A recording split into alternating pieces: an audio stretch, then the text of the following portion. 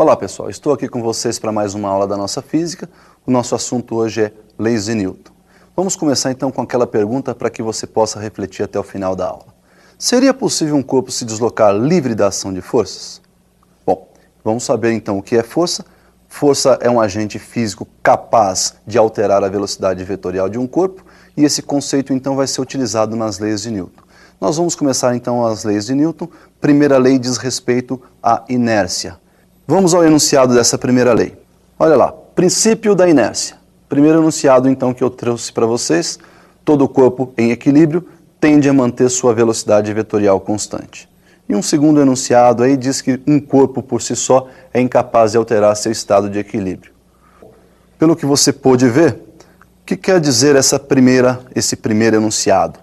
Um corpo livre da ação de forças tende a manter sua velocidade vetorial constante. Está dizendo para você que todo corpo que está em equilíbrio, que tem força resultante igual a zero, não tem velocidade vetorial variando. Ele não muda nem a direção, nem o sentido e nem o módulo da sua velocidade.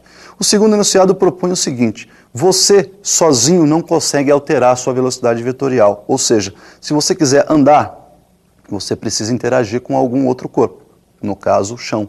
Para você caminhar, cada passo que você dá, você está empurrando o chão para trás. E ao empurrar o chão para trás, o chão te empurra para frente. Então aí houve uma interação, uma troca de forças. Vamos dar uma olhada nas possibilidades que nós temos para equilíbrio de forças. Dá uma olhadinha aí na força resultante zero. A força resultante pode ser zero em duas circunstâncias. Zero com velocidade vetorial igual a zero, portanto, quando o corpo está em repouso, ou força resultante igual a zero com velocidade vetorial em módulo diferente de zero, porém mantendo a mesma direção e o mesmo sentido, quando o movimento for retilíneo e uniforme. Bom, então está definida aí a sua primeira lei, ou a primeira lei de Newton. Mas nós temos mais duas, e nós vamos então definir a segunda lei, que é também conhecida como princípio fundamental da dinâmica. Vamos à segunda lei do Newton. O princípio fundamental da dinâmica relaciona massa do corpo, a força aplicada a ele e a aceleração adquirida por ele. Então, quando você aplica uma força a um determinado corpo, este corpo adquire uma aceleração. Newton propôs que o produto entre massa e aceleração te dá a força resultante aplicada a este corpo. No sistema internacional, a massa nós medimos em quilograma. A unidade de aceleração é metro por segundo ao quadrado e, consequentemente, a força terá uma unidade que é o produto entre quilograma e metro por segundo ao quadrado. Em homenagem a Newton, esse quilograma vezes metro por segundo ao quadrado será então chamado de Newton e nós representaremos pela letrinha N maiúscula. Então esta aí é a nossa segunda lei. Graficamente a gente pode representar essa expressão força igual a m vezes a através de uma reta, como já é de conhecimento de todos. Então vamos à representação gráfica e daí nós vamos tirar uma propriedade muito importante. Olha lá, na vertical o nosso gráfico está representando aí a força, na horizontal a aceleração, e a reta tem início no cruzamento dos eixos ou na origem dos eixos, porque no instante em que a sua aceleração é nula, a força aplicada também tem que ser nula. Consequentemente, conforme aumenta a aceleração, aumenta-se também a força. O coeficiente angular dessa reta, ou seja, a tangente de θ, nos dá a relação entre F1 sobre A1, ou seja, a variação vertical por variação horizontal, F1 sobre A1. Uma vez que você conhece lá da segunda lei, força igual a massa vezes aceleração, onde tem F1 eu posso substituir por m vezes A1.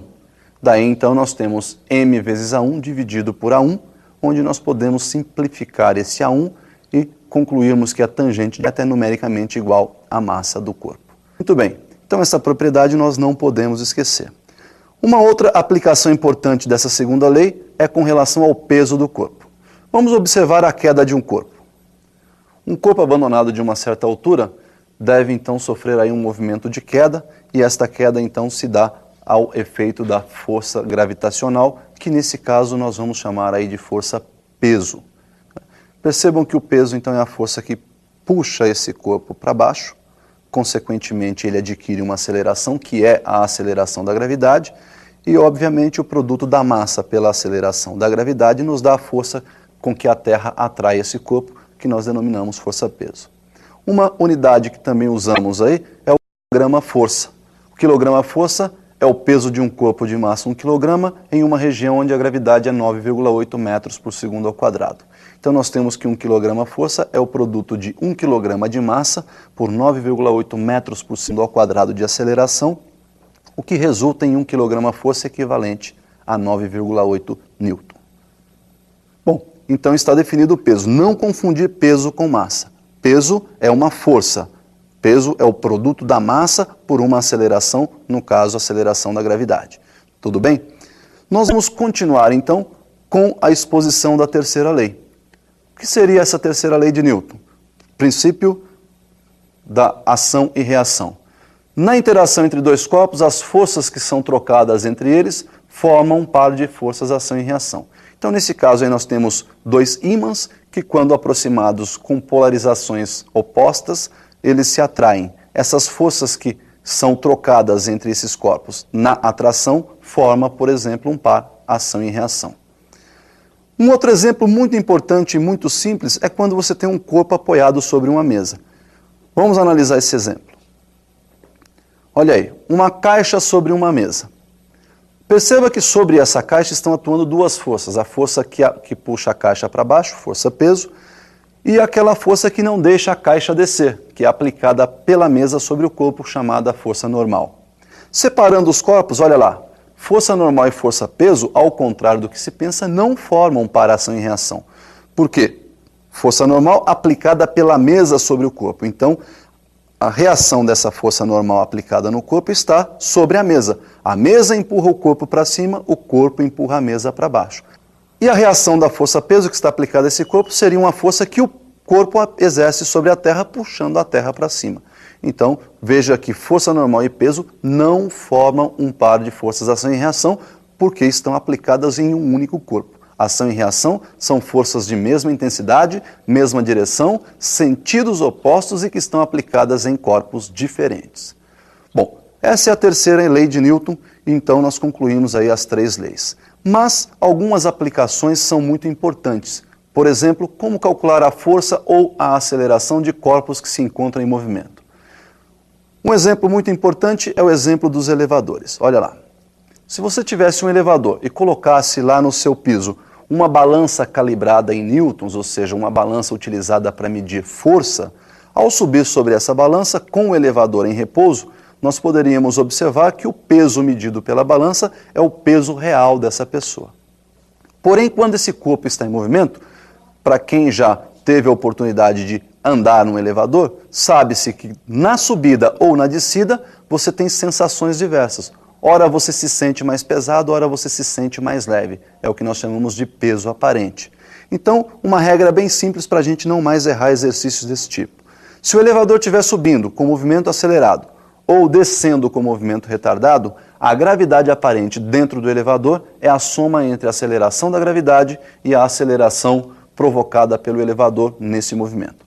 Se, por outro lado, o elevador estiver subindo com movimento retardado ou descendo em movimento acelerado, a gravidade aparente detectada dentro do elevador é a diferença entre a aceleração da gravidade e a aceleração provocada pelo elevador. Daí, então, nós temos que peso aparente é o produto da massa desse corpo multiplicada pela gravidade aparente no momento. Bom, esta é uma das aplicações, mas nós temos uma segunda aplicação também muito importante, que seria um pêndulo em movimento. Vamos observar um pêndulo que se trata aí de uma esfera fixa no teto de um veículo. Olha lá, esse pêndulo em movimento, quando esse corpo começa a se deslocar, perceba que essa esferinha sofre um deslocamento para trás e o fio que liga essa esfera ao teto do veículo fica então inclinado de um ângulo θ com relação à vertical. Nós temos duas forças aplicadas à esfera, a força tensora aplicada pelo fio e a força peso